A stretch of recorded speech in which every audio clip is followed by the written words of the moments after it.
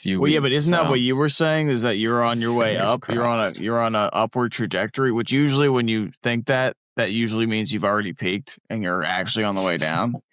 I don't think so.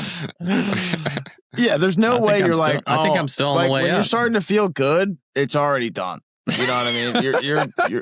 You're fucked. Like you're like, oh yeah, I got too good. I'm getting better, and then no. Well, at least if I have a bad race, I'll get to hang out with you afterwards.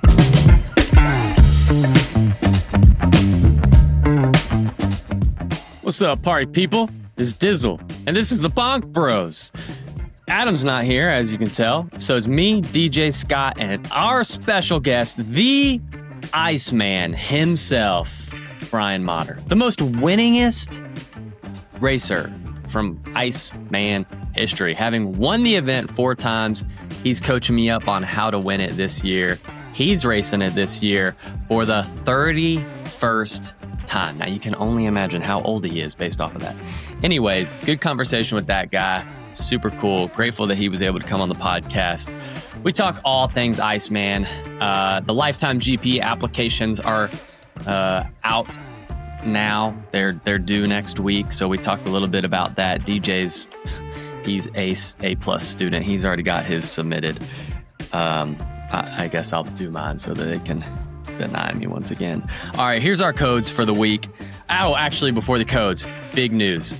The Bonk Bros kit, cycling kit, brought to you by Bora, is here, dude. This thing is legit. Let me show this to you. If you're on the YouTubes, dude, that is a good looking kit. Look at that. That's ballin'. If we're talking bonking or ballin', that's a good looking kit. Y'all need to roll over to the link in the description to the Bora site and order yourself some Bonk Bros merch. And don't you worry, we got matching socks coming soon too. Ooh, we are gonna be fly. All right, here are the codes. You got SILCA, 10%.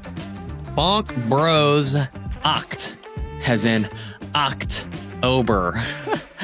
Just Bonk Bros OCT 25. Then you got Bike Tires Direct, all caps, Bonk Bros, no spaces. Then you got Scarborough Bicycle Accident Law, and theirs is even easier. There's a QR code, so just scan that QR code wherever that thing is. Like I said, roll over to the Bora team kit link. And don't forget about this part. 10% of all the sales go to funding the Lunchbox Devo team. If they're gonna ask me to do the intro, I'm gonna plug all my personal stuff. And on top of that, we got Ignition Coach Co. I don't know if you know, but all the coaches on the Bonk Bros work for Ignition. We're all Ignition coaches. So that's pretty rad. So Ignition is like an unofficial, official partner of the Bonk Bros podcast. And if you listen to the podcast and you're interested in coaching, roll over to the Ignition Coach Co. website. And when you sign up, fill out that new athlete intake form. That's where we get all your information so that we can connect you to the best fit coach for your goals. And on there is a spot for you to enter in a coupon code, a discount code.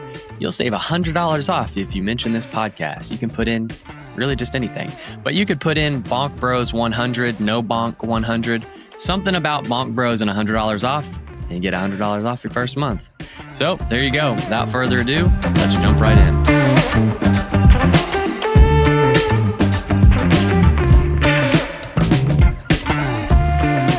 Oh, snap. Adam's not on here to steer the ship. True. You look like you're about to poop yourself, man. Why? I don't know. That's just what you guest? No, our guest today? I don't know what it's because of, but that's just what you look like, dude. Hunched over, so your shoulders are rolled forward. Oh, my bad. Yeah, you gotta occupy space. Broad shoulders. Yeah, is that better? Didn't you learn anything in cyclocross? What's that got to do with cyclocross? So you need to put your elbows out to start a cyclocross race. I'm so used to the whole arrow thing now, and my 36 bars or 25 bars or whatever they are. Yeah, I'm always arrow now. Yeah. Apparently, they had that little, meeting of the popular kids at Big Sugar, and, how Lifetime can keep growing or whatever. I don't know. Dylan got invited, but apparently during that meeting, Chase got mentioned because of like all the dumb things that Chase does to his bike. I thought that was funny. Chase thought it was hilarious that Chase wasn't even there. How does he know what was said? I think you told us. Oh, that's what happens when we have a friend on the inside. Yeah, who records all these meetings. So you're gonna have to edit that out. Honestly, most of the meeting was just us talking about Chase. We were just like, man, that guy. You know what I'm kind of ticked about is like Lifetime's cutting a check to Payson because Payson talks about Lifetime during his podcast, and we get more listeners, and we're cooler and funnier than Payson, and we talk about Lifetime. So like, how in the world are we not getting a check from Lifetime? He must be a better businessman. He's for sure a better businessman. It's like not even a question. Yeah. That's accurate, actually. All right. Well, should we introduce our guest or what? Yeah, we probably should. If the guy who's won Iceman more than anybody, have you won it 8 times? No. Or is it more than 8 times? No, nobody's won it more than 8 times. But you've won it the most. 4 times. 4 times. 4 times. And you have won it the most out of everyone, right? Yeah. Well, there's some females. Some females. I think Kelly Emmett might have won it 5 times. Okay. So like Katie Compton's 15 years in a row or something. Yeah, exactly like that. Yeah. So you're like the Iceman. Like, so they say. When's the last time you have won like a it? low body temperature or something? No, it's been nice weather the last couple of years. Yeah, it's been a while since it's been treacherous. But do you do better? You do better when it's muddy, don't you? I've historically done better the worse the conditions. I think the last time we had a really muddy one was 2019. And then prior to that was 2014. It was miserable conditions, snow, winds, mud. And that was the last year I won it, 2014. Wait, all right. But you've been on the podium like every year since then, pretty much. A lot of podiums. A lot of podiums. Yeah. I'm just going to cut to the chase.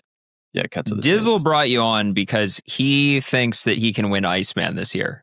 Those are words directly out of his mouth. I didn't until a few weeks ago, and then I was like, man, I'm on an upward swing right now. I should Iceman, I'm hoping like everybody else isn't preparing for it, and I'll show up well prepared and on this upward swing, and then maybe I don't know, maybe pull something off. I feel like we need to ask Dizzle about his last Iceman experience. Oh, I knew you were going to bring that up. I pre-rode with Brian the day before the race. Oh yeah, and I got shelled about an hour in. Granted, I was really fit for 1 hour then because of cross. I'm pretty sure I think the weekend before Iceman. So this is what blows my mind. The weekend before Iceman, I'm pretty sure I beat you both days at Cincy. And the weekend after Iceman, I'm pretty sure I beat you both days at Indy. But in the weekend in the middle, at Iceman, you got second and I got 40th. I don't know how that happens. Like somebody explain that to me. I don't know.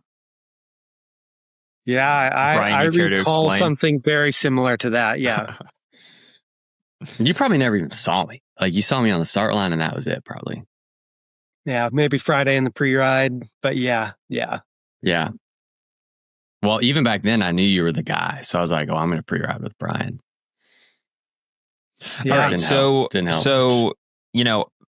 Drew, I guess, is competition for you now. So I don't know how much you want to tell him. But basically, he brought you on here to give him tips. Yeah. To take the ice trophy. Yeah. Like well, I mean, Alexi's in the last... Yeah. I That's was actually what actually- that's what he I wa- really needs tips on. I was already thinking like, I don't drink and I'm not going to drink if I win this race. Like this isn't a big enough deal for me to break that. So I was thinking, but I don't want to look lame on the podium. So I'm going to have to bring like a case. I'm going to have to bring a case of like cream soda or something that looks a lot like beer. That's way lamer than just setting down and have the them- alcoholic beverage on the ground. I'm going to have them filled up with cream soda and I can chug the cream soda and look like a baller. Dizzle, is there hypothetically a race? And I mean, I'm with you. I don't drink either. So this is a hypothetical question. Is there hypothetically a race that's so big that would be such a big deal for you to win that you would drink alcohol afterwards? Dang. Probably not.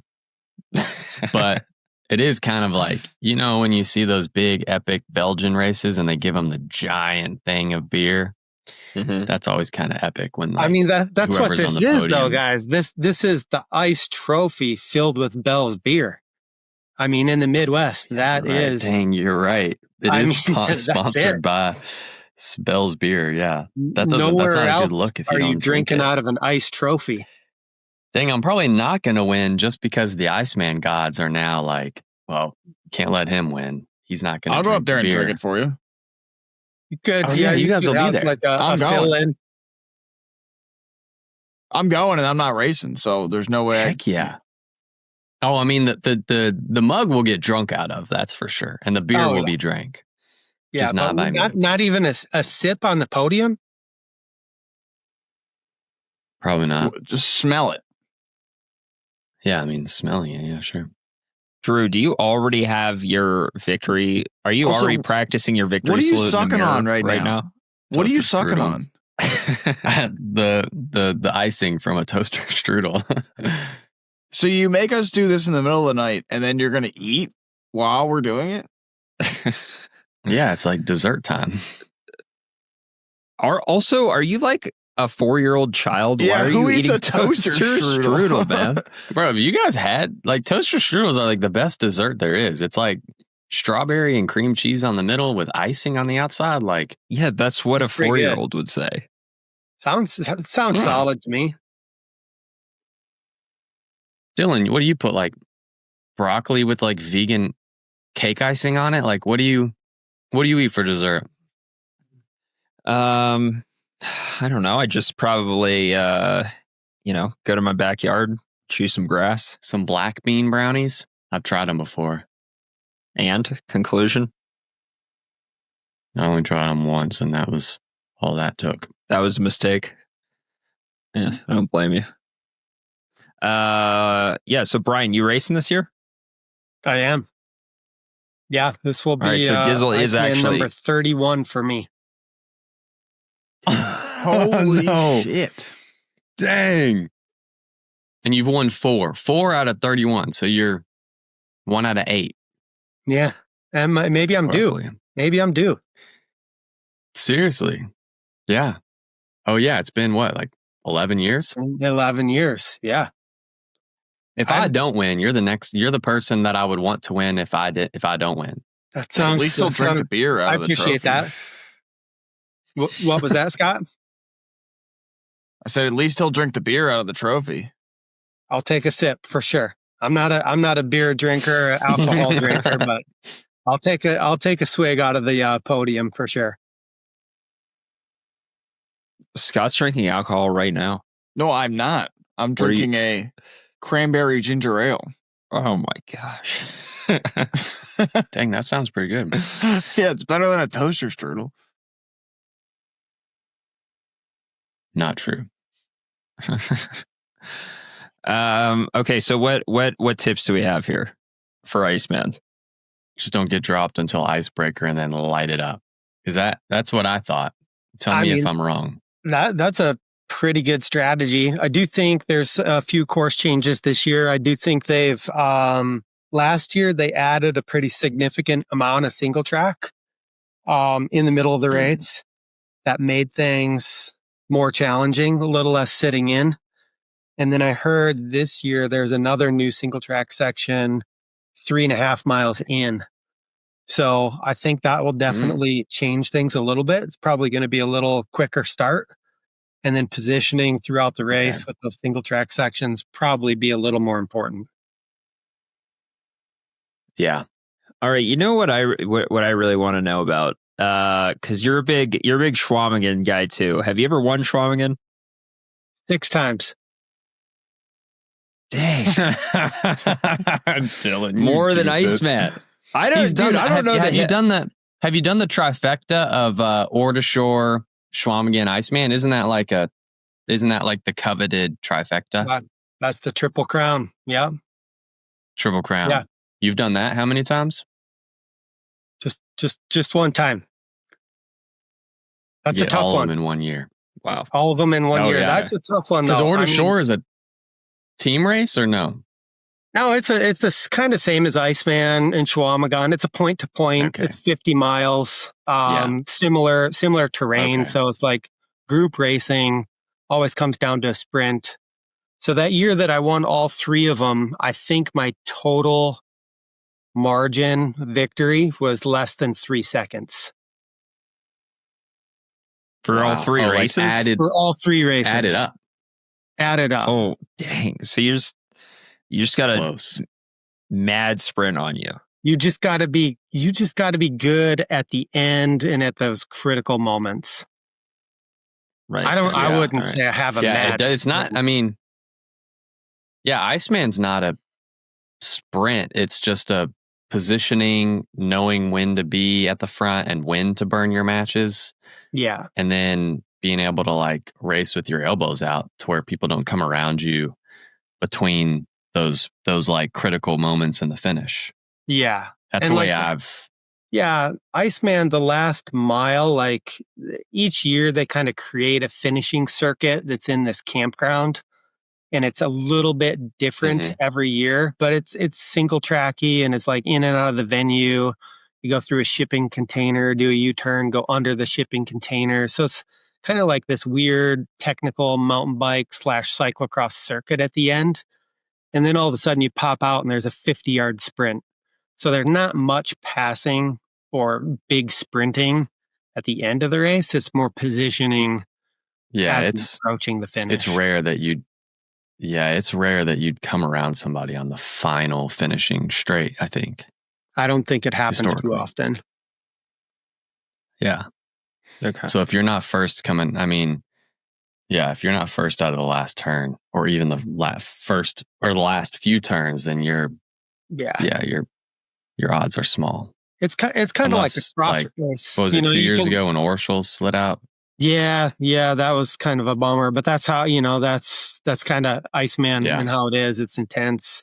The crowd is loud. Yeah, everybody's hanging over the barrier, so maybe he has to take a wider line than normal, and down he goes. But also, 6 people went down in that corner, so that was an interesting year. What were you going to say? Me?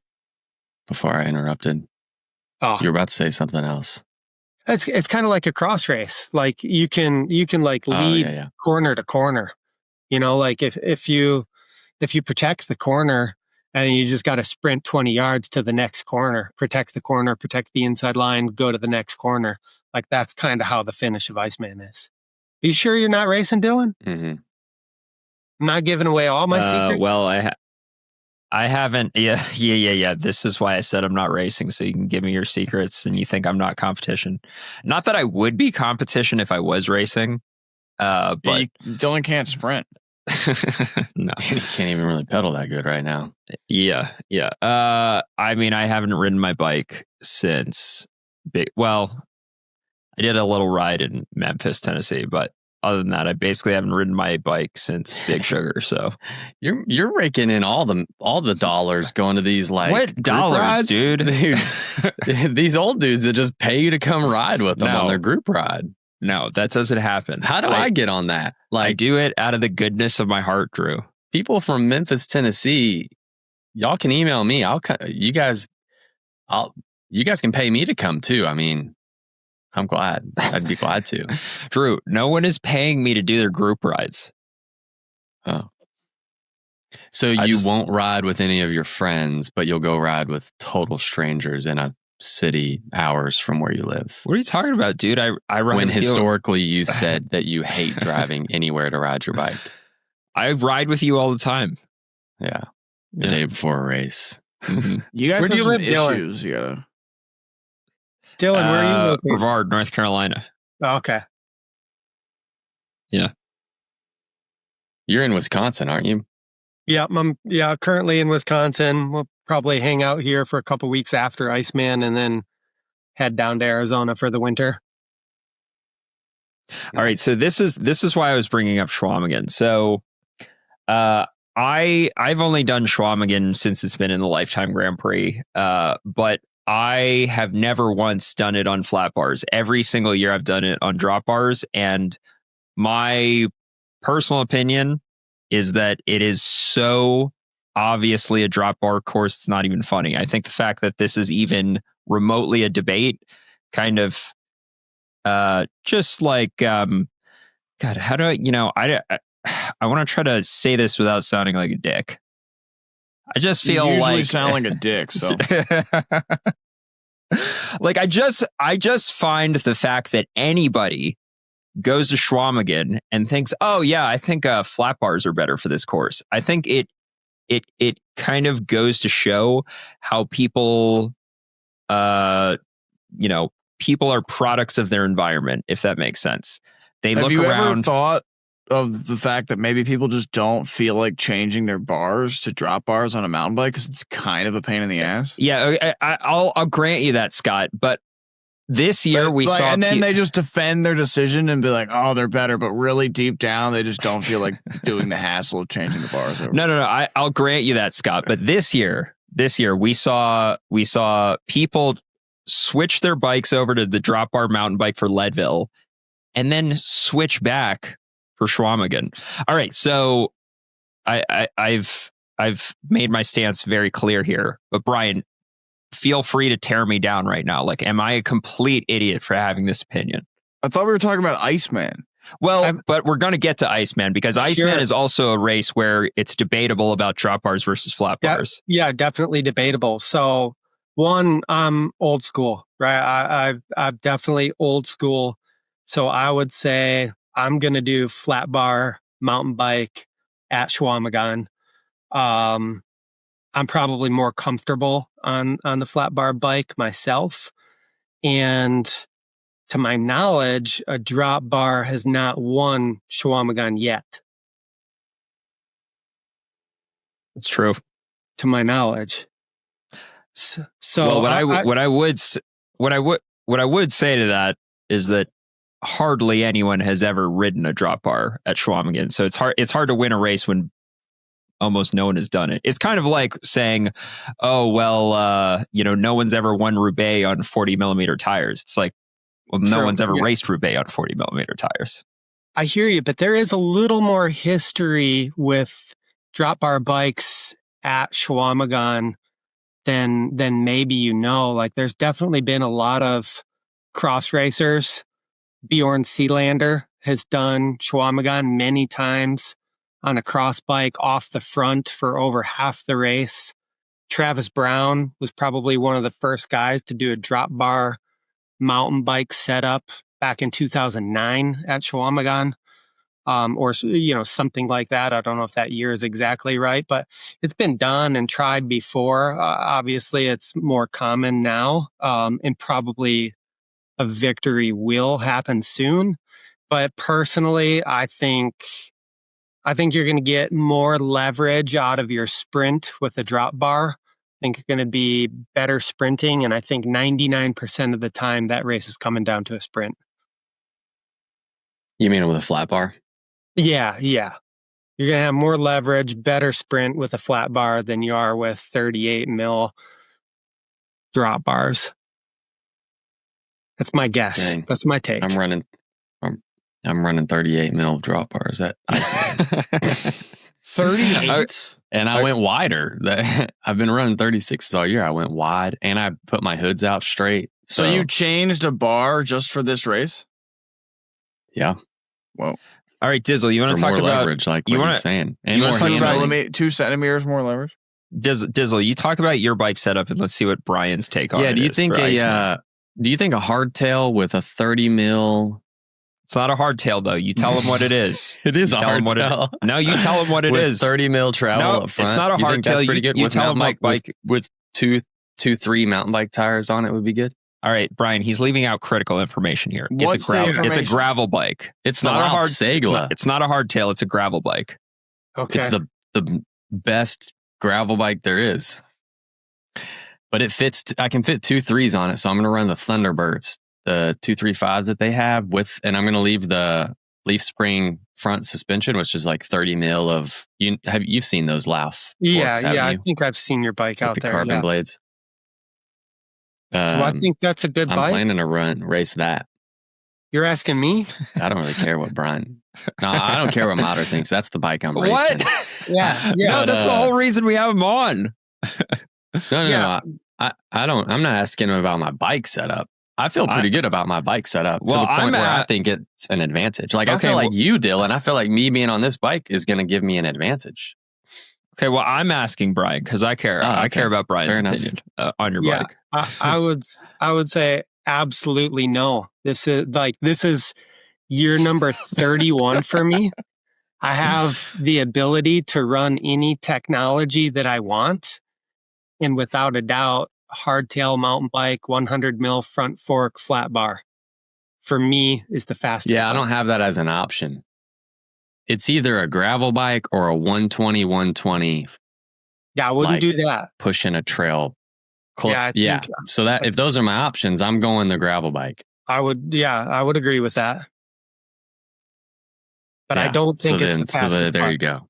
I don't think it's the Mm. fastest bike. Kabush won on a drop bar bike Well- a couple of years ago. But he had a proper fork on. Yeah, he did. He had, I think he had a 60 mil fork on. So why don't Yeah. you just put a fork on the thing? It already has a fork. No, like a real one. Don't think I need it. Okay, so is this the laziness talk I was talking about earlier? No, You just don't feel I'm like gonna have changing big it? tires on. I'm gonna have like 2-3 mountain bike tires on.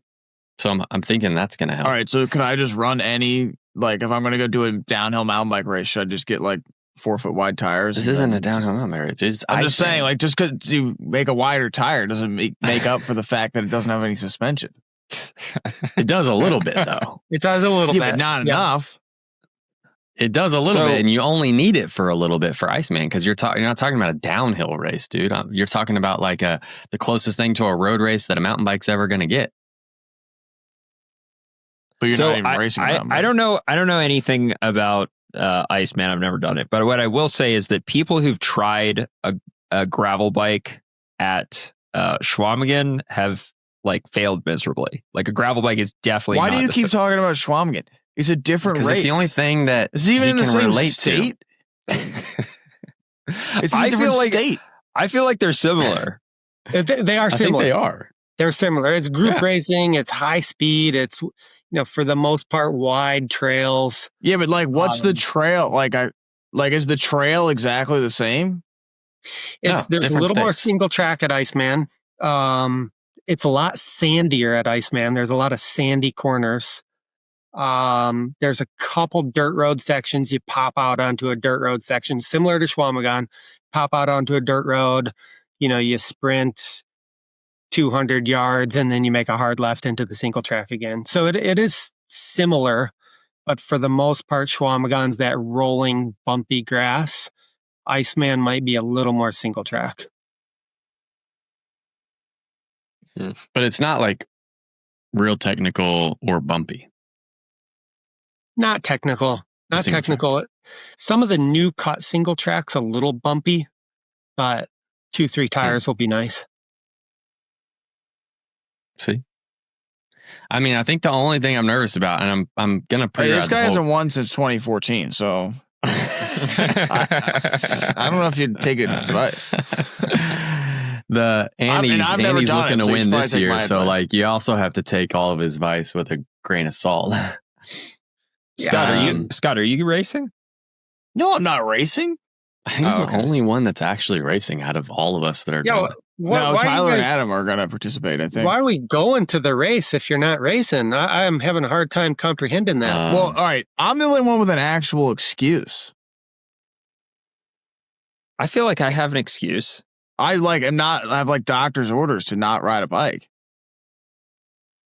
All right, yeah. Why are you going then? Dylan's soft. I'm going because they booked me a flight against my will.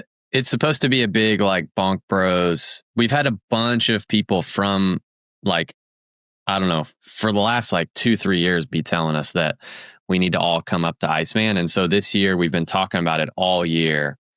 And when Dylan had said after he broke his leg, like he's definitely doing Iceman, we were like, okay, well, let's just make it a full trip for and all 5 of us. Cause I don't even think all 5 of us have been at the same place at the same time since we started this podcast, mainly because Scott didn't invite anyone to his wedding. No, Scott never shows up to anything that we that we all do. Actually, maybe I was the one that blew Scott's wedding. I couldn't go to Scott's wedding. I think you were invited to his wedding, but you weren't there. Were Adam and Tyler there? No. Okay, good then. No big deal. Where's Tyler tonight? I don't know. That's a good question. He's probably sleeping. Yeah, probably. He's probably got important things to do. Fair. You been doing any cross? I did Trek and I did Englewood. So, when you got UCI races in the backyard in Wisconsin, you do those. But I did not go down to Indy this past weekend. Yeah, that's what I was wondering. Yeah, did not do CC. Are we moving past Iceman or no? Are we done? No, I don't know. I was just... We're talking about Iceman the whole time, Dylan. Oh. Because it's more important than any lifetime race or any other race, Yeah, totally. For me, it's $6,000 to the winner. That's a lot of money. That'll buy you a lot of toaster strudels. That would be a lot of toaster strudels. Should we... I know we've got like a couple weeks before the race, so we could have race predictions the week before, but I feel like we should just do race predictions now since we're talking about it, right?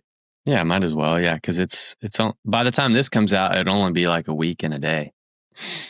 Yeah. And I figure we go ahead and line up Alexi to be on the podcast the week after, because it's, no offense, Brian, it's probably going to be me or him. It's going to be me or him. What about Tyler Orschel, dude? Actually, Tyler Orschel. You stole my pick. That's my pick. No. I picked it right now. That's my pick. Tyler I picked Orschel him first. Yeah, I mean, Tyler's World Cup results from Mount St. Anne tell me he's the guy to watch. For sure. He's the guy to watch. He got 12th. He also almost won. What was that? 2 years ago? Yeah. That was how long ago was Mount St. Anne? A couple weeks ago. 2 weekends ago. You can lose a lot. You can lose a lot of fitness in a few weeks. Well, yeah, but isn't that what you were saying? Is that you're on your way up? Crossed. You're on a upward trajectory, which usually when you think that usually means you've already peaked and you're actually on the way down. No, I think so.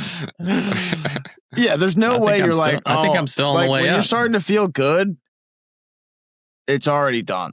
You know what I mean? You're fucked.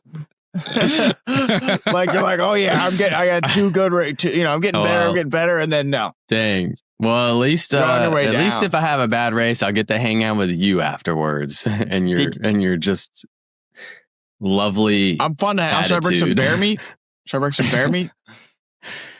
Oh yeah, yes. We're not even. I don't even know how to start talking about that without Adam on the podcast. So we're just gonna have to save that. I would come to the party if there's some bear meat available. I got a lot of bear meat, so I'll be there. Did you guys see Tyler Orschel's he was talking about how despite the fact that he had like this amazing World Cup season, like he got 12th at Mount St. Anne and he had like multiple top 20s. Did like other people flat out? How did he get 12th? Because he's good at biking. Good. He's good. Okay, but this is what he said. He said, despite all of that, he can't find a sponsor for next year. Well, Like he said like he can't find a pro contract, which I don't know what that like exactly means. Because if you ask one of these gravel guys, it's like totally different than if you ask like somebody on like a actual discipline circuit. I mean, you know what I mean, I guess what he means is like he can't find a way to make this his job. Like he can't find a sponsor that's willing to pay him enough money that bike racing is his job. What's he do to pay the bills right now? Well, he's like a privateer, but I think it seemed like he was done with that. We could also just ask him. You know, but it seems like he's kind of over the whole privateer thing. Was he at Brevard when you guys were there? Yeah. Okay. Yeah, I don't know. Well, he was there when I was there, but that was when Dillman would still just hang out with all the students after he graduated. You know what I mean? Yeah. Yeah. Mooch food off the cafeteria. He would go into the cafeteria and eat all the vegetables and leave none of them for anybody else. Yeah, totally. Good times. Do you still go hang out at the cafeteria? No. No, I don't. I mean, I haven't done that for like 7 years. Like 2 weeks. 2 weeks. I'm like well over that. No way. Yeah. Those are old times. Yeah, but I just thought I thought it was crazy that he couldn't find a contract. I don't know if there's like Canadian bias out there or what. Yeah, it's tough. I mean, you get 12th at a World Cup. Yeah, it'd be darn nice to land a contract. Yeah. It's like mind blowing. I feel like Canadians are the last group of people that it's like socially acceptable to hate. You know what I mean? Especially French Canadians. I hear you. Who says we hate them? Do you like Canadians, Scott? I mean, I don't know. Never really thought about it. Have you ever been sitting down with a group of people and they're like start talking about Canadians and then it's just nonstop hate about Canadians for half an hour? No. Okay, well, we roll in different groups. We lost then. Drew. Yeah, Drew disappeared. When you're Midwest, you're basically Canadian, so I don't think that really happens up in these parts in Michigan or Wisconsin. We usually like our Canadian friends, our Canadian neighbors. Yeah, Wisconsiners are too friendly. They're too nice. I can't imagine somebody from Wisconsin saying a bad thing about anyone, actually. Nah, doesn't usually happen. Maybe the Chicago Bears, but that's about it. Yeah. Dylan doesn't understand the reference. No? Packers, Bears? Football? It's football, right? Football. Yeah. See? I knew what I was talking about. What's the team in Wisconsin? Packers. Oh, wow. Boom. See, Scott? That's good. Cool. So you're going hardtail, 100 mil fork, flat bars. Okay. Let's talk tires. What tires are we running? As of right now, I'm probably going to do like a 2.2 low rolling resistance tire. And then I got another wheel set up with 2.2 mud tread just in case the weather turns. But yeah, 2.2 is going to be my setup. Yeah. Are you allowed to give us specifics or is this top secret? Oh, no, this is definitely not top secret. This is probably like a Bontrager XR2, which is like a older tire. I don't even think they make it anymore. That would be the mud tire. And I believe the high rolling or fast rolling resistance tire would be the Valnord. It's a basic Bontrager tires. Nothing fancy. I got to be honest. I know nothing about Bontrager tires. I couldn't tell you anything about Bontrager tires. Yeah, I mean they get the job done. They're pretty flat resistant. Pretty, but they're not going to be like the best rated on rollingresistance.com, and they're not horrible. They get the job done. Okay. What's the? Is there a high risk of flatting there? I would say very low risk of flatting. I don't know that. At Iceman? Yeah. I mean, I think you'd have to get into some trouble or have some setup failure to flat. All right. Drew, I think Thunderbolts are the good call then. Yeah, I got to put them on bike, make sure they don't rub. They won't in the front, but I need to make sure about the rear. Because even if there's a little bit of moisture. Yeah. Have you checked the weather yet? Or are they 225s? Well, they make them in both sizes, so I don't know what size you ordered. But yeah, I don't know. I'll put them on and see. If I put them on a narrow rim, does that help tighten them in a little bit? Or should I? I was going to put them on those fat rims I have, but that makes them wider, right? Yep. Yeah, a little bit. I'll figure it out. Do you need a lot of cornering traction or no? I would say yes. It gets pretty high speed towards the end, maybe with like 7 miles to go.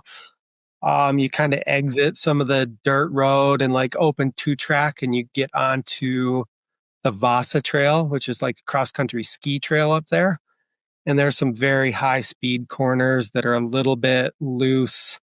And there's some like downed leaves. So yeah, you're mocking around some corners pretty quickly. Some cornering. How wide of tires are you running? Traction would be good.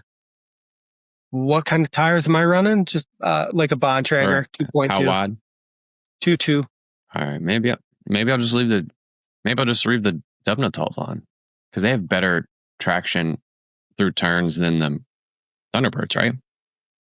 Yeah, well, that's what I was about to say. Is I think I take back what I say about the Thunderbirds. If you need cornering traction, the Thunderbirds are pretty scary. They're pretty square, right? It's a pretty square tire. Yeah, well, I mean, it's just the knobs, the knobs are real small and don't grab very well. I mean, it's fast. It's probably the fastest mountain bike tire that exists, but it also, there's a reason. Yeah. It's scary. Scott, you good? So what's the, I'm good. Yeah, I'm slouching. Slowly disappearing. I can't sit up straight too long, or my, Our guest just checked in on Scott to make sure he was all right. When people watch this podcast, so Scott, they think you're in a coma. Or that your screen is frozen. What do you want me to do about it? Like, don't watch. If you don't like it, don't watch. Nobody's making you watch this, of all things. This isn't educational. It's barely entertaining. Man, I feel bad that you're on it, dude. Like, like the fact that you have to waste your time doing this. I just have to week. slouch. It's whatever. Well, now I forgot what I was going to ask. I think I was going to ask. So, what's the finish look like? Like, what's the sprint like? Dude, you weren't paying attention. We already talked about all this. He kind of talked about it, but I want to know should be your tire selection. All right, Brian, you can go into the details. Yeah, so each year it's different, actually. Like a couple of years ago, it was right turn, left turn, right turn, 50 yards, 50 meter pavement sprint. And then sometimes it's a dirt sprint. So each year that finishing circuit, like the last mile, is a little bit different. So it's hard to say ahead of time if they're going to have it on pavement, if they're going to have it on dirt. But it's this like cyclocross style single track, kind of like gets narrow, then it gets wide circuit. And then you pop out of one corner and you got 50 meters and there's the finish line. And it's pretty tight. They always do icebreaker though. Like that's a staple, isn't it? Yeah, that's probably like the final climb into the last 2 kilometers of this finishing circuit.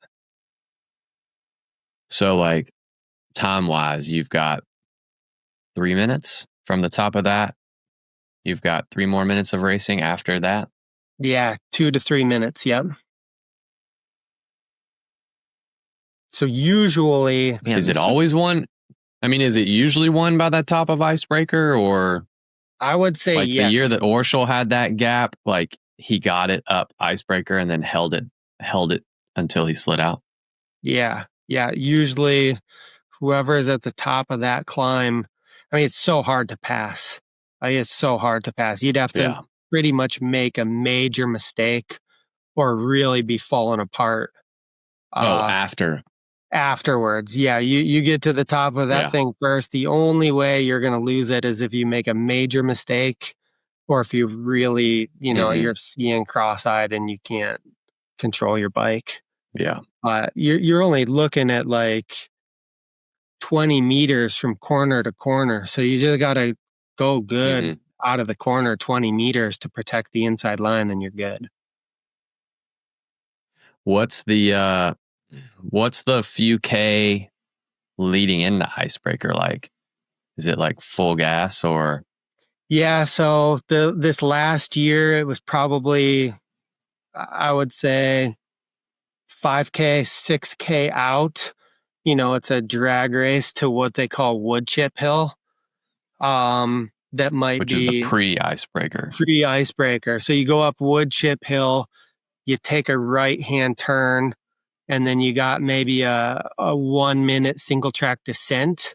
And out of that single track descent, you have a left turn and then probably a 45-second double tiered icebreaker climb. And then you got the finishing 2K circuit.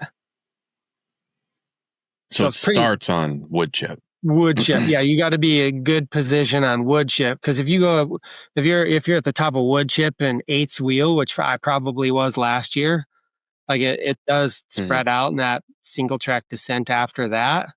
And then going into icebreaker, you're in You've already got a gap to. Yeah, you're in trouble. You're in big trouble.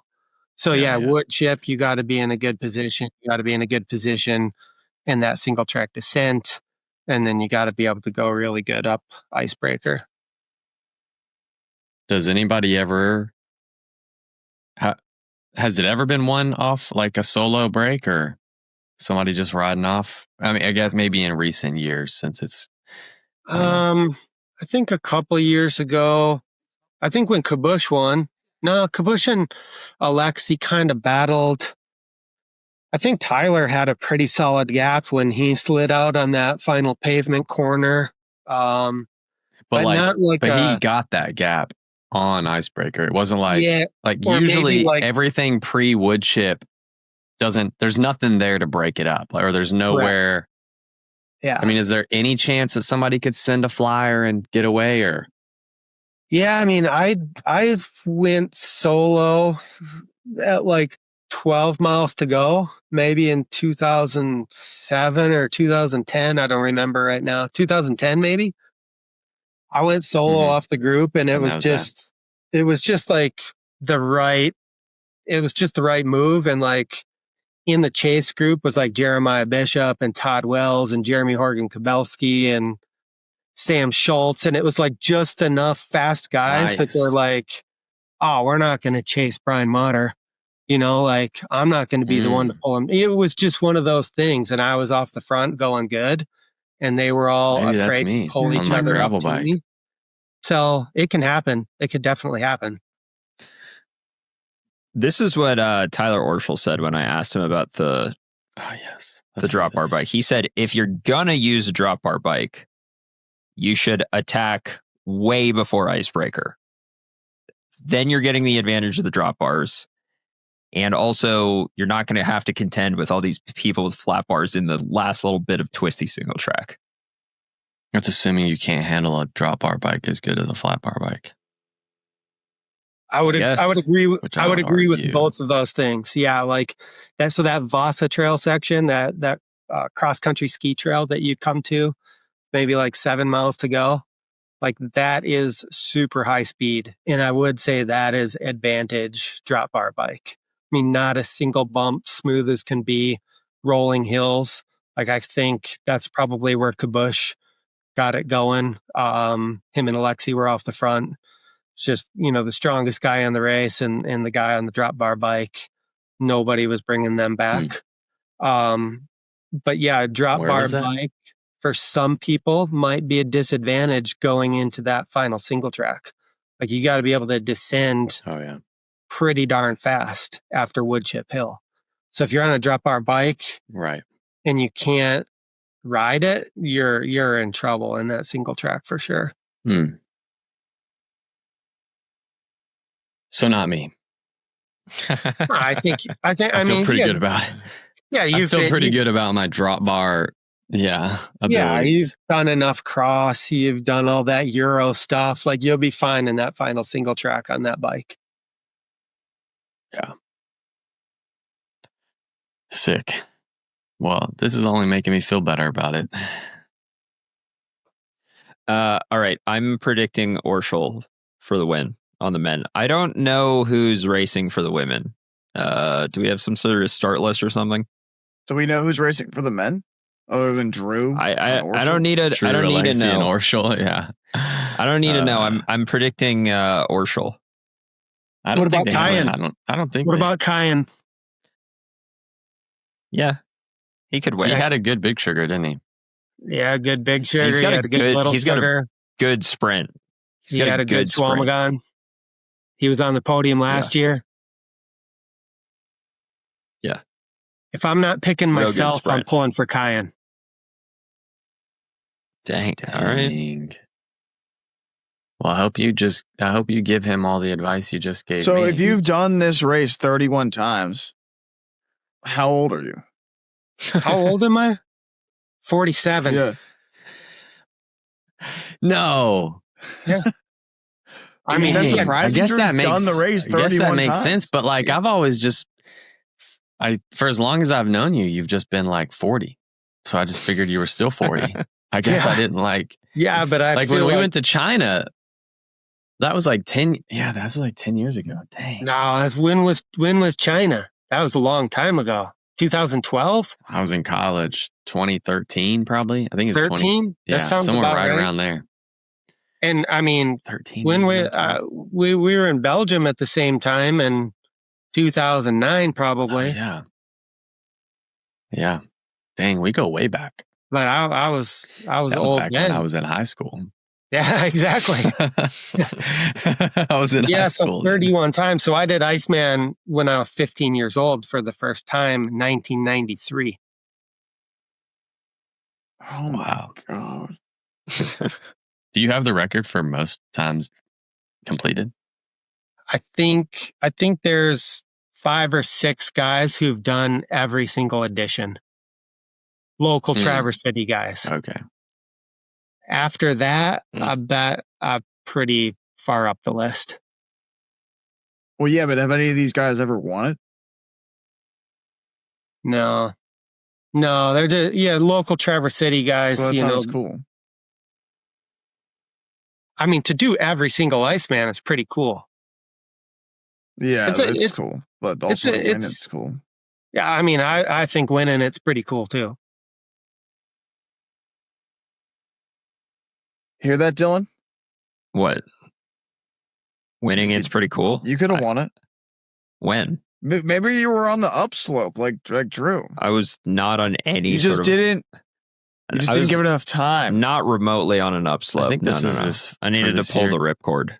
Do you want me to share my screen so you guys can see? If you See want, who's racing? if you want, I guess. Am I even on here? All right, good. I'm on here. They say that you have to have your USAC license be a pro or a Cat 1, and mine still says novice. Hopefully that's not an issue. I think you'll be good. I tried to upgrade. All right, here we go. Let me try this.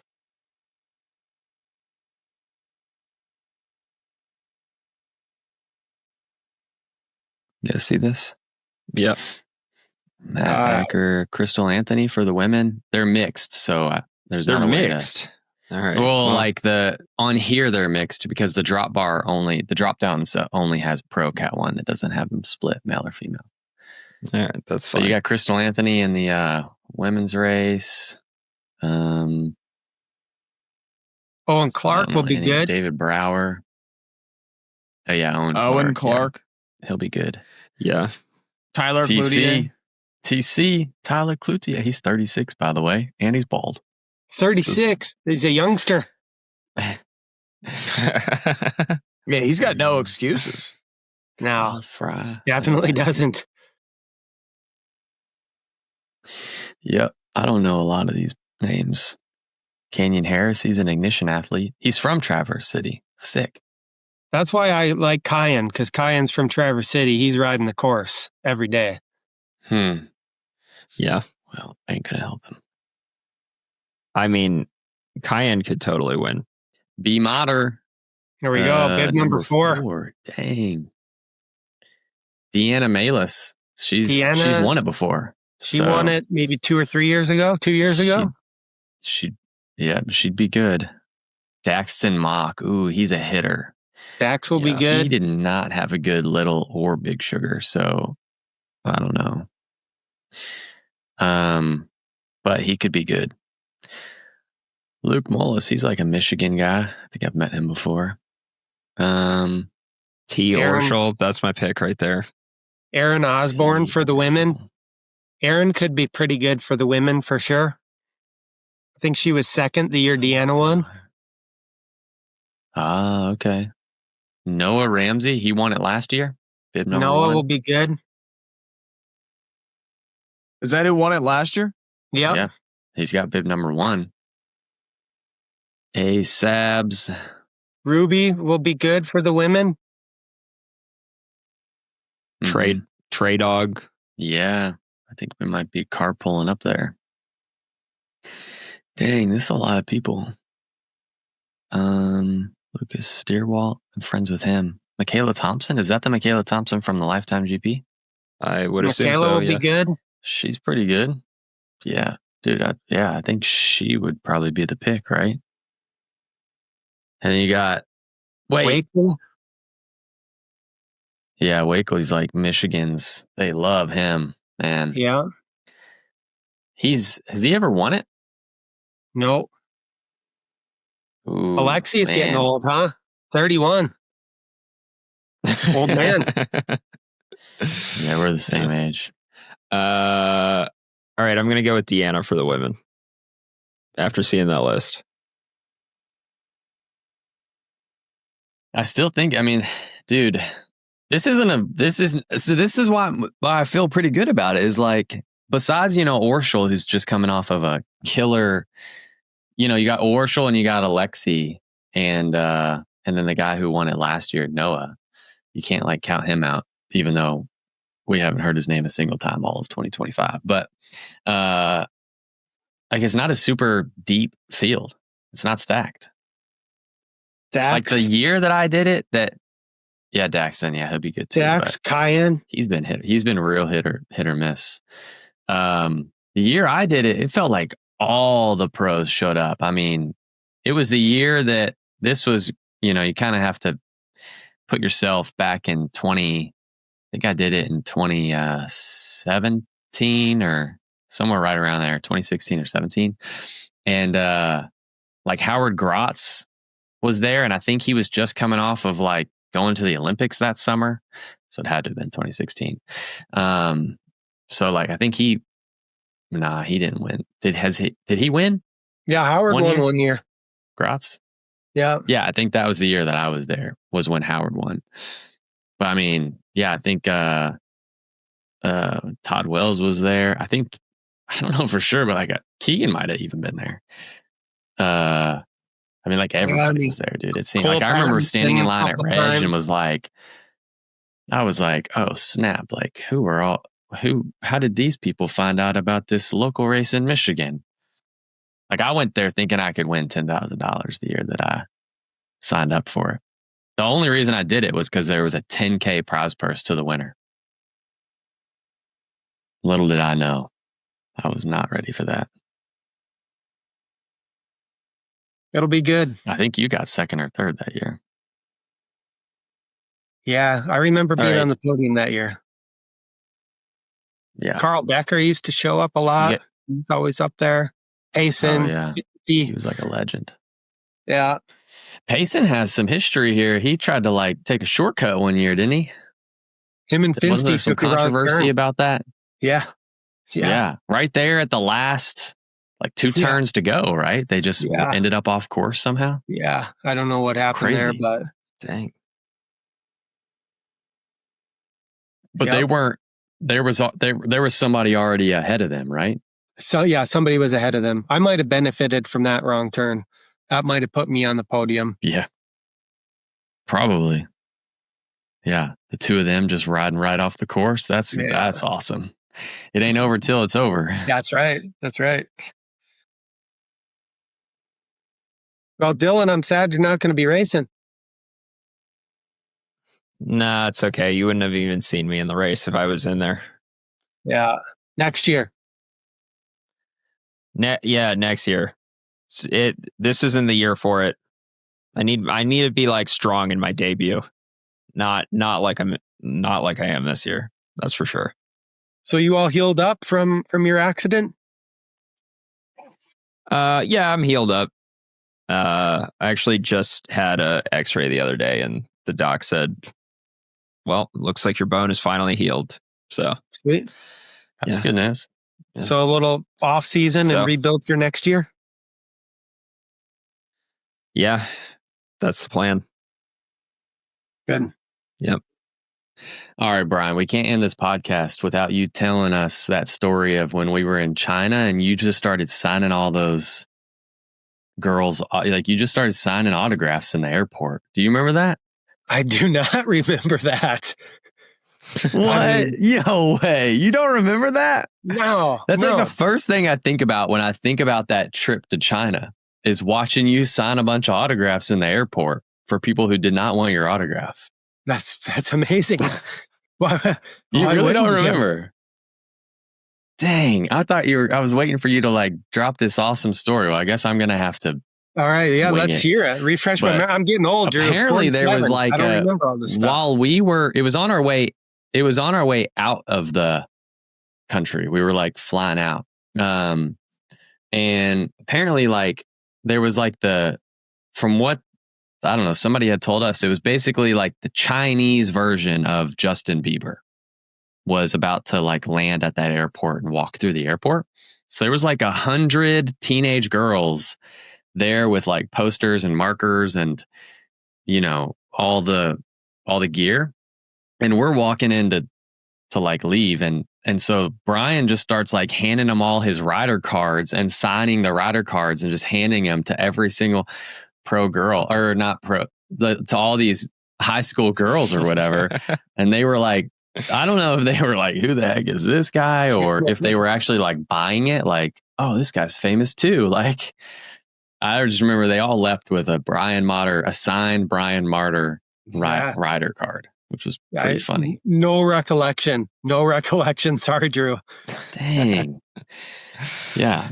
And your wife was there because I remember she has a twin and I think her twin was there with her. So it was like a pretty memorable thing. Like, oh, Brian's like wife, 2 wives are here. Like, you know, it's like his wife has a twin. So it's like, well, there's Brian's wives. Like, that's not how that works. No, but no, I think actually her husband was there too because he raced bikes too. Wasn't it a guy at Trek?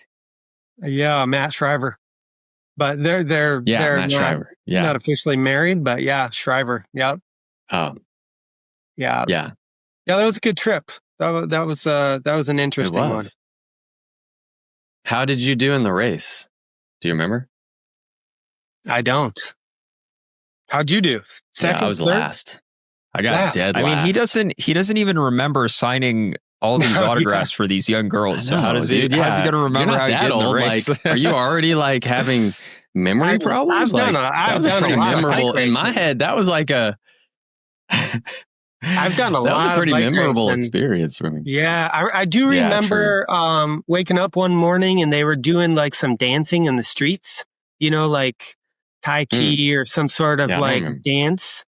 And I got up and I went out there and I danced on the street with them. I remember that.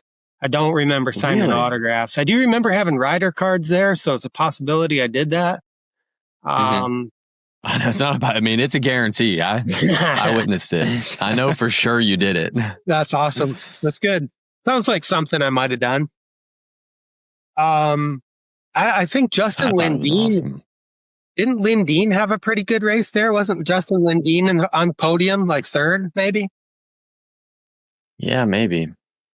I feel like I might have been in the top I had an 10, amazing but start. You did. It's crazy to go all the way to China for a 1 hour race. And I had an amazing start, was fourth off of the pavement and was fourth place through the first 3 minutes of the race until my chain dropped and it got stuck, like just jammed down into my, like between your frame and your bottom bracket and all that. And that was that. From fourth place to last place. I think I finished, but dead last, basically. It took me a long time to get the chain out of there. Yeah, that's a bummer. And I only went there with one bike because it's like you're going for one race, you know, like if anything, you were just going really for the experience, but oh, for sure. Yeah. Don't let that happen to you at Iceman, man. That much time on the airplane and then race to be done in a couple minutes. 3 minutes. Kind of sucked. Yeah. But I did get to see the Great Wall. They took us to the Great Wall. This was another thing. I didn't even realize they were taking us to the Great Wall. They just put us all on a bus.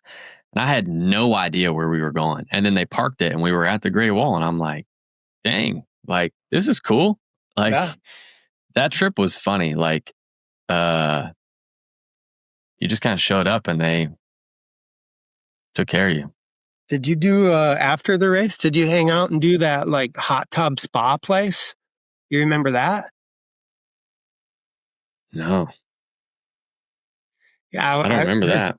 After the race, we went to some hot tub spa / massage place, and they had like 50 different themed hot tubs in this place. It was pretty. Really? It was also an interesting experience. Massage. How could I forget that? What?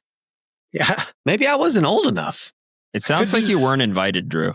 Maybe there was an age limit for that one. It sounds like maybe one of those age limit things. You know? I remember that one. And Sarah Lucas. Do you remember Sarah Lucas?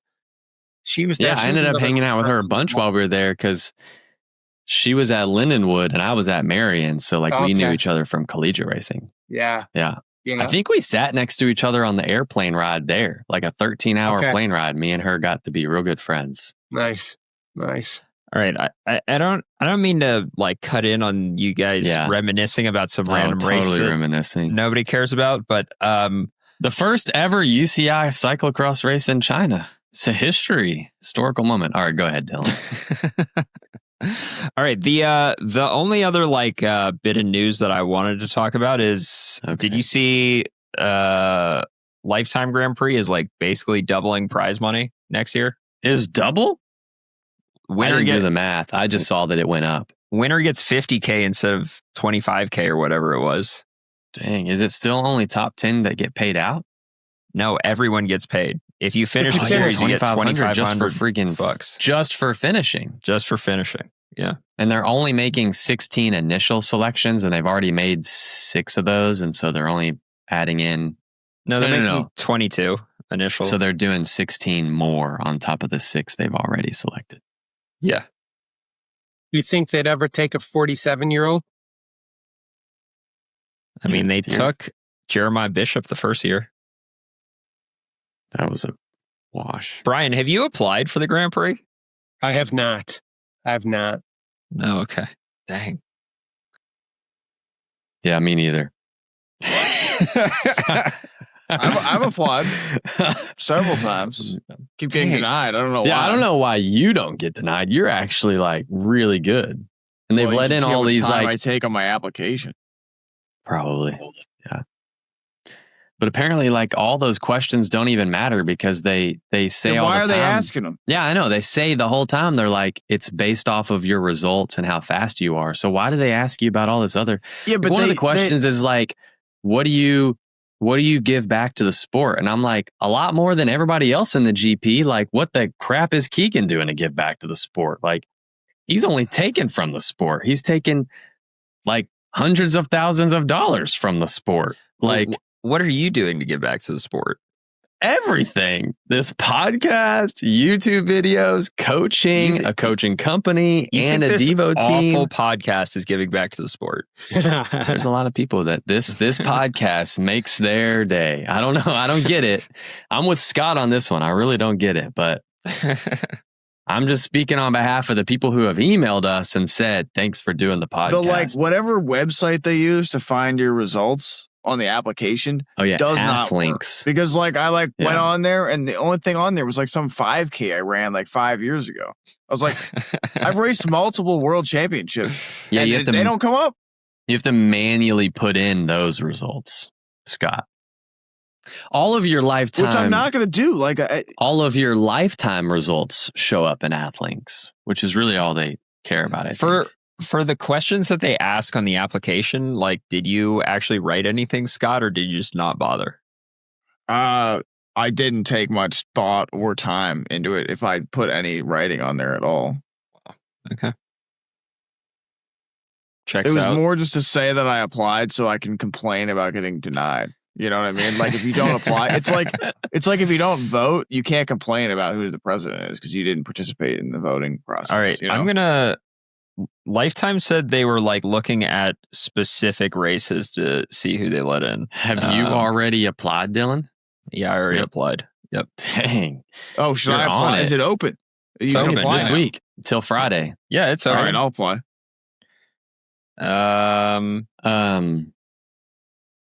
Did they say when they're making the announcements and stuff? I mean, soon. I don't know. I don't know when they're making the announcement, but it's soon. Yeah. The total prize purse is $650K now. And it was $350 last year. Yeah, so, I don't know, something like that. I think it was $350 last year. Dang, that's sick. It's pretty good. Should we do it?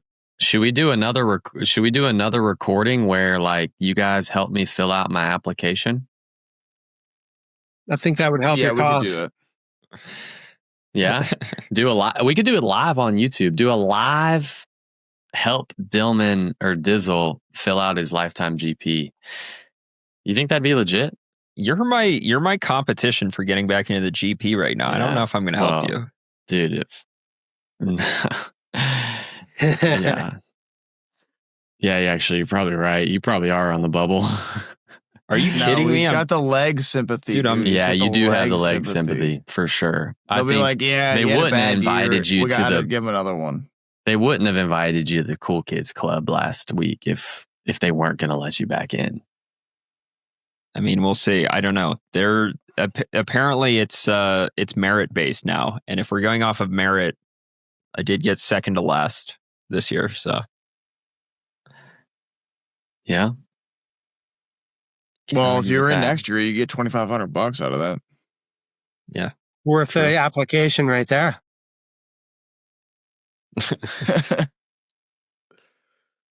Is there an application fee? No, you got to pay to apply. No, it's free. That would weed out the people like me that are just doing it. They probably would get way less applitions. Are you going to apply? If I had to pay, Scott? If I had to pay, I probably wouldn't because, the chances of me getting in are pretty slim. I didn't know the application was on. Yeah, it's on. I thought about doing a video. I wouldn't actually do this, but it crossed my mind of doing a YouTube video of like why the Lifetime GP probably shouldn't let me into the GP. Should or shouldn't? Shouldn't. Well, why don't you do that once you find out? Because then it would be like a funny video. Like, here's all the reasons why they shouldn't let me in. I could help you write the script. Do you have reasons why they shouldn't? Oh, man. When you're on a long ride and you think about all this goofy stuff in your head, you don't write most of it down. Oh. I'd probably embarrass everybody. That's probably why. If I got in, I would make the whole thing an embarrassment. Just break That's the probably level. why they shouldn't. Just break the level. That's the main reason. Yeah. Well, actually, I meant like I would just demolish everybody so much that it would embarrass everybody in the GP. But that's probably a more accurate understanding of how I said that. I think I've said so many negative things. I don't know if I've said. I don't know. I talk so much garbage about everything that it's probably better that they don't let me in for their own sake. They probably have to hire a media guy just to make sure I don't do anything dumb. Yeah, we need to hire a media guy just to make sure you don't say anything dumb. Our legal team's been quiet for a while. Wonder if that's good or bad. Yeah, I don't know. Should we answer listener questions before we pop out of here? Sure, I can pull some up. I guess we were just kind of winging it. All right, hold on. I got all these Iceman tabs open. Let me find them. Do you have access to listener questions, or is that like the ones that we never go through that get submitted through the Ignition website? I think there's like 200 of them in here. Start at the bottom. Jesse from Canada says, "Hey guys, love the podcast." See, they love the podcast, Scott. Even in Canada. I just sold my road bike and purchased my first gravel bike, a Specialized Diverge. My question is inspired by DJ's recent walkathon. I currently have road pedals and shoes left over from my road bike. What's the consensus for gravel? Do I switch to mountain bike pedals or keep my road set up until I need to walk home and destroy my shoes? Thanks for everything. Dizzle has grown on me. Flame on. I swear I did not add that last part, and they even misspelled Dizzle. So, well, that means he hated you at one point. Yeah, I've had a lot of people come up to me and say you've grown on me, which is, I guess, good, but not good that I didn't initially. Anyways. Well, I don't know anything about anything, but I would say just keep the road pedals. Yeah, I would agree. Road pedals for sure. Especially in training, because you're not going to get forced to ride down a B road and walk your bike. Like, you just would not go down that road. Just turn around. Yeah, you would just turn around. The other direction. So really, like, the only time you'd really need mountain bike pedals is in a race where you might be forced to get off and walk more than just a few steps. I will say that what does suck is if you've been riding road pedals all year and then it's going to be like a muddy unbound, and then all of a sudden you have to switch to mountain bike pedals and you haven't ridden mountain bike pedals one time. And you're just it's called preparation, Dylan. I know. So this is what I am saying. If you want to be the most prepared possible, maybe ride half the time on road pedals and half the time on mountain bike pedals. So nothing catches you off guard. But I don't even do that. I just ride road pedals all the time. So that's what I'm suggesting. All right. Let's see here. Kevin, the CPA from Minnesota, says, "Hey, Dizzle."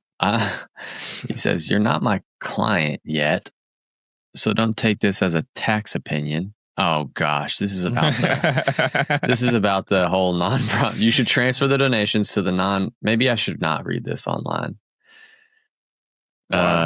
Yep, he was just sending me some tax advice, so that's good. I'm gonna save that. Is that for what later. this is? Is this just like your personal tip jar or something? No, I had asked for some tax advice on the whole nonprofit thing last week because you guys said it sounded sketchy.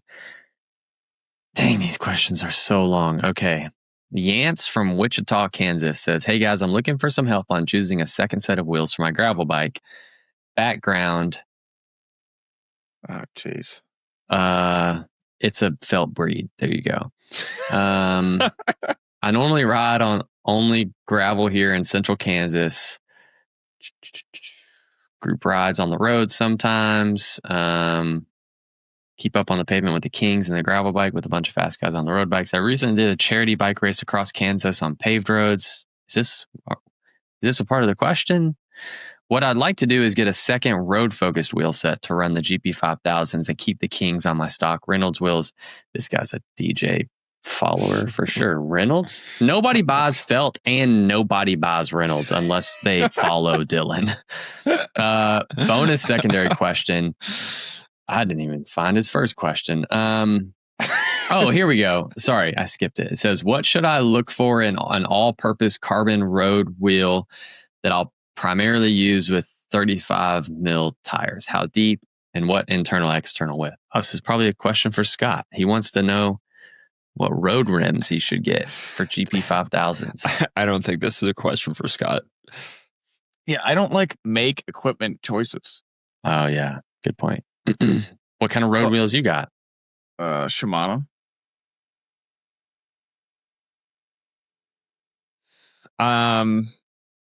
Yeah, I mean, I would probably... Aren't they all the same these days? The road wheels? Road wheels? No. What, the Reynolds are superior? I'm not even on Reynolds. That was last year. That's probably when this question came in. No, it came in this month. Yeah, I mean, if you want to go, what size road tires is he trying to do? 35s. 35s. Yeah, I mean, they don't need to be, honestly, like the exact wheel that you have for gravel.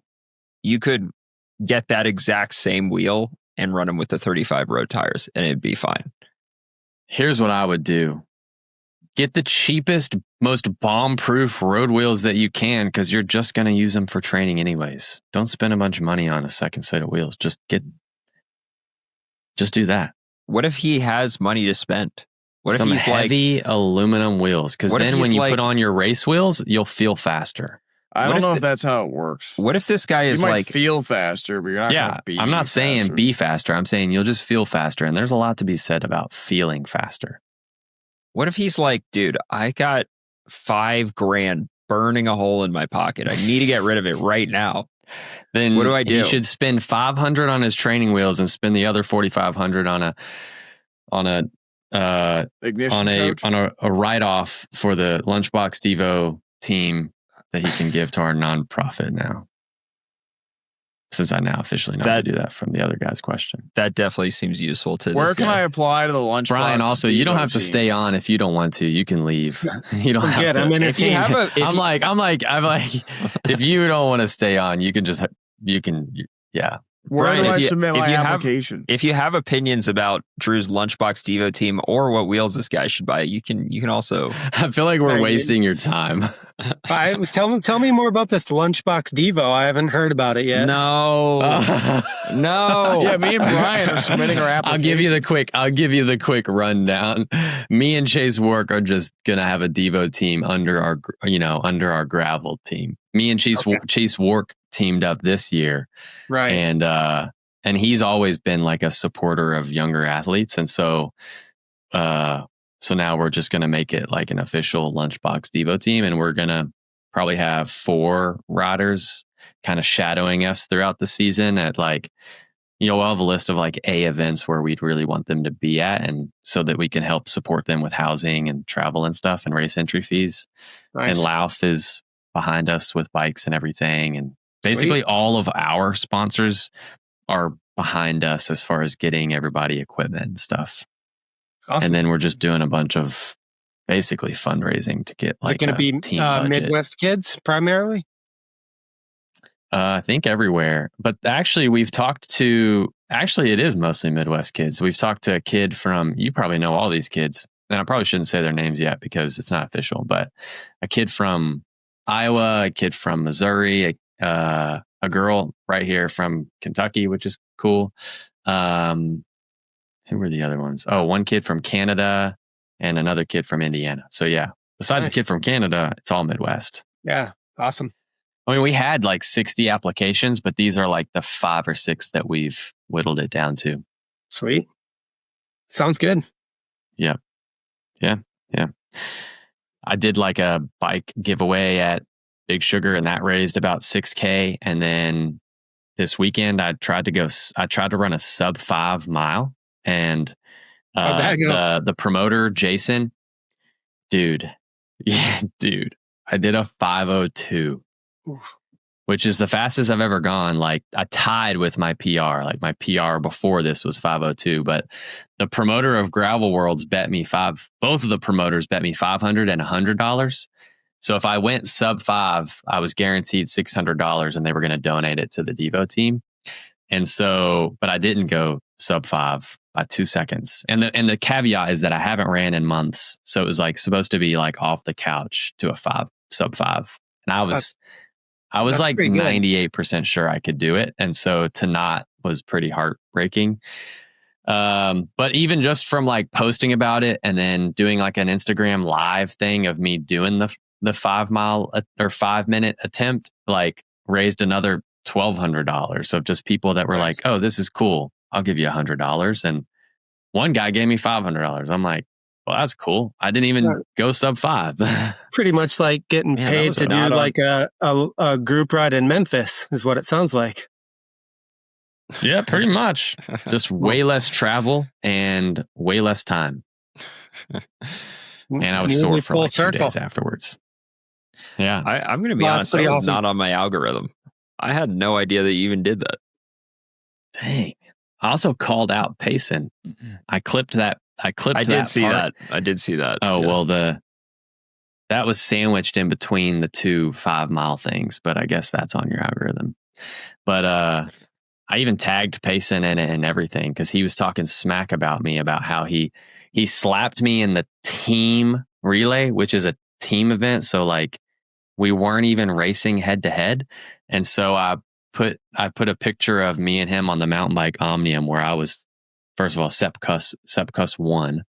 I was 3rd and Payson was 5th. So we're right next to each other on the podium. And I was like, oh, I guess you forgot about this. And he said he did forget about that. Man, back in the glory days. Yeah, for real, back in the glory days. Anyways, that's that. Did we give this guy a suggestion on wheels? Facebook Marketplace, there's a good option too. I don't think he's asking where can he buy the wheels. I think he's asking yeah, what I know, wheels should but he buy. If you just go on to Facebook Marketplace, there's probably some cheap wheels and just get the ones that are on there. Drive down the street and get them from somebody. I don't think there needs to be I don't think you necessarily need if you like the wheels that you have for gravel, you could get the exact same pair and use them for road, especially since you're running super wide road tires. You don't necessarily need like a road specific wheel here. And then you've got two wheels that are suitable for gravel. So if you're going to a gravel race and you want to bring you want to have like a mud option and a dry option, you can set both of them up that way. Or if you want to have like a spare wheel set in the pits. I mean, I don't know how serious this guy is about racing if he's going to have a spare wheel set in the pits. This is just my thought. Like I would almost just have the same wheel set twice and have one with the road tires and one with the gravel tires. All right. And then he also asks, how can he change his drive chain to get more into like road mode where he has like high gears for on the road, but low gears for gravel? So he was wondering, can I just change my front chainring to make it bigger and then put the 1134 cassette on the new wheels, but then put a bigger, wider range cassette on the gravel setup? Well, you're going to have to adjust your derailleur if you do that. Yep. So, sure, yeah. I mean, I think you can do that, but you're going to have to do you're going to have to maybe change your chain length and adjust your derailleur. So it's not nearly as simple as it's not like you just switch your wheels and one has the bigger cassette and it's good to go. Like there's actually quite a bit of adjustment that would need to happen. Yeah. The chain size thing would be an issue for sure. Yeah. Yeah. Derailleur cage. Like you can get away with maybe going like, say it again. Oh, the derailleur cage possibly too. Is the derailleur cage long enough to do that? Oh, yeah.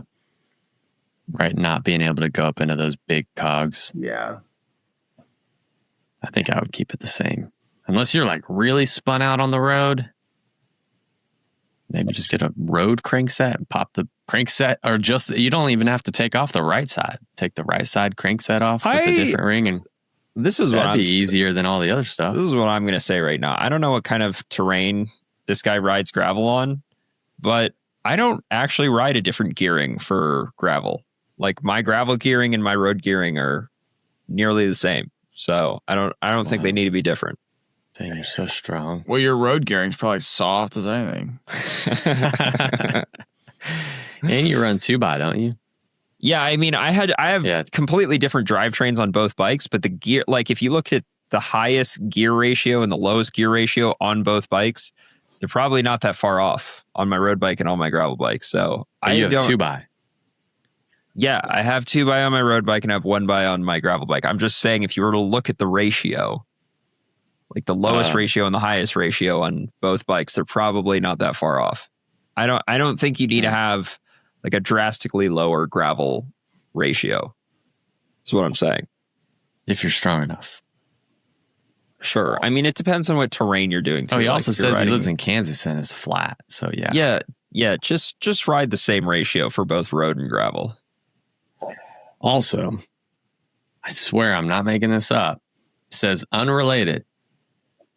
It sounds like I'm making this up, but I swear. Unrelated. Shout out to Dizzle for being all about the money. Being on the hook for providing for your family is a serious responsibility. Kudos for getting it done while still racing bikes at a high level. It's time to go to bed. I should just print that one out and save it. Finally, somebody You've who kept me up far too late tonight. Yeah, we totally should. I was surprised when Dylan said, let's do listener questions. So I'm ready to leave as well. Brian was ready to leave like an hour ago. I'm good. Well, guys, we'll see you at Iceman in 10 days or so, right? Yep. For sure. Awesome. I mean, these bums will be on the sidelines, but you'll see me. I'm going to be running butt-ass naked next to the field. I like it. Actually, I can't run, so I'll be walking. Be sick. Cool. Thanks for coming on, Modern. Right, You're a legend. Thank you. Yeah, it was cool to have you on. We've talked about you a lot on this podcast, so it's cool to have you on here. It's always been good. Have you listened to this podcast when we've talked about you? I have not. I'm not much of a podcast guy, so you should have said, have you ever listened to this podcast? Regardless. He seems like a smart guy, so no, he hasn't. I've definitely heard through the grapevine, did you hear that, Drew and Dylan were talking about you after Shawamagon? And I said, nah, I didn't hear. Oh, you should listen to it. I was about to say, yeah, I was thinking that you definitely probably came up on the Shawamagon from last year when you and Chase crashed. We probably did talk about that. Yeah, that was not. But I don't remember what we said.